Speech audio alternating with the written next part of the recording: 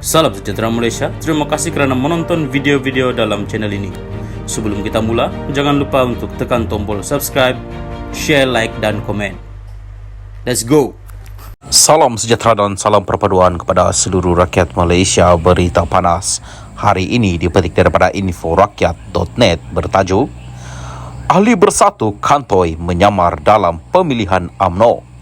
Berita penuh, Ahli Bersatu Kantoi menyamar dalam pemilihan UMNO bahagian sekali ini yang jadi. Ahli UMNO bahagian Bachok di Kelantan minta jawatan kuasa pemilihan UMNO JPU menyemak semula keahlian seorang calon yang menawarkan diri bertanding jawatan ketua bahagian itu. Ahli berkenaan yang enggan namanya didedahkan berkata, ini kerana hasil semakan mendapati calon itu Datuk Yusri Ceno adalah ahli Parti Pribumi Bersatu Malaysia Bersatu. Katanya, beliau bukan membuat dakwaan rambangan. Sebaliknya, mempunyai bukti jelas kedudukan keahlian calon terbabit berdasarkan surat pengesahan daripada Setiausaha Agung Bersatu, Datuk Seri Hamzah Zainuddin. Kita telah buat aduan kepada JPU berhubung perkara ini, tetapi jawapan yang diterima amat mendukacitakan. JPU membenarkan individu berkenaan bertanding. Persoalan kami, bagaimana individu yang masih lagi berstatus ahli Parti Bersatu dibenarkan bertanding merebut jawatan ketua bahagian UMNO? Apa asas JPU gunakan? Bagaimanapun JPU mempertimbangkan Yusri dibenarkan bertanding jawatan ketua UMNO bahagian Bachok. Sedangkan mereka yang keluar parti dan kembali menyertai UMNO pun ada tempoh masa jika mereka hendak bertanding jawatan, katanya kepada media hari ini. Jawatan Ketua UMNO bahagian Bachok ketika ini disandang Datuk Muhammad Zain Yasim yang merupakan calon Barisan Nasional BN pada pilihan raya umum ke-15 PRU 15 lalu. Yusri yang juga ahli perniagaan mencabar Muhammad Zain bagi merebut jawatan itu pada pemilihan UMNO kali ini. Berdasarkan surat JPU yang ditandatangani pengurusinya Tan Sri Shahrir Samad, Yusri dibenarkan bertanding meskipun didakwa masih berstatus ahli bersatu. Sementara itu, hasil carian media mendapati Yusri masih lagi berstatus ahli bersatu dengan nombor keahlian 00154-222. Status keahlian Yusri disahkan pada Mei 2018 dengan keahlian cawangan Kampung Tok Jawa, Bachok, Kelantan.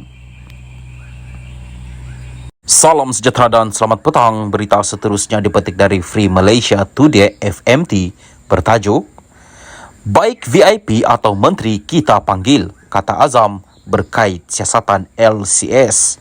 Berita penuh, Suruhanjaya Pencegahan Rasuah Malaysia SPRM akan memanggil lebih ramai individu termasuk dari dalam dan luar negara untuk diambil keterangan berhubung siasatan kes pembinaan kapal tempur pesisir LCS. Ketua Pesuruhjaya SPRM Azam Baki berkata, beliau turut memberi jaminan tiada pihak akan dilindungi dalam siasatan itu.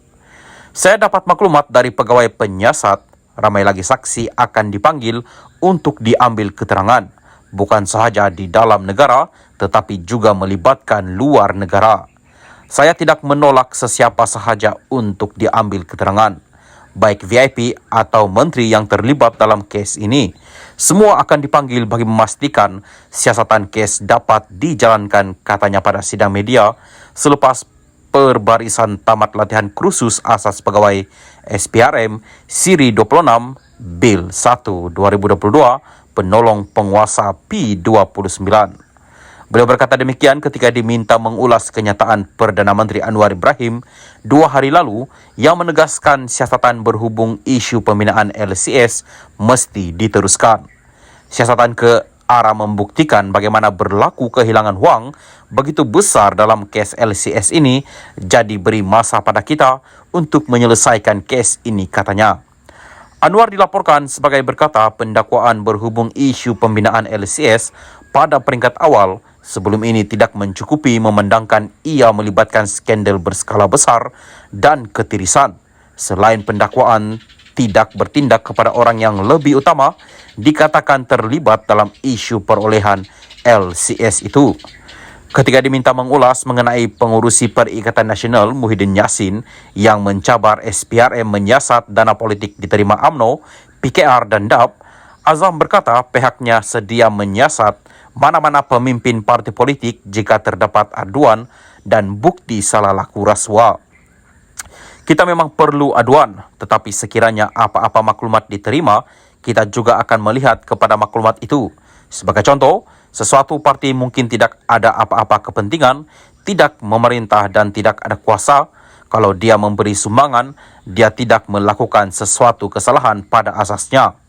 Mengikut akta kami, kalau seseorang itu mempunyai satu kuasa, dia datang dari satu parti lain, sekiranya menerima apa-apa sumbangan dari sesuatu pihak, tetapi pihak itu ada kepentingan dengan kerajaan, maka ia diklasifikasikan sebagai kesalahan rasuah perlu disiasat SPRM.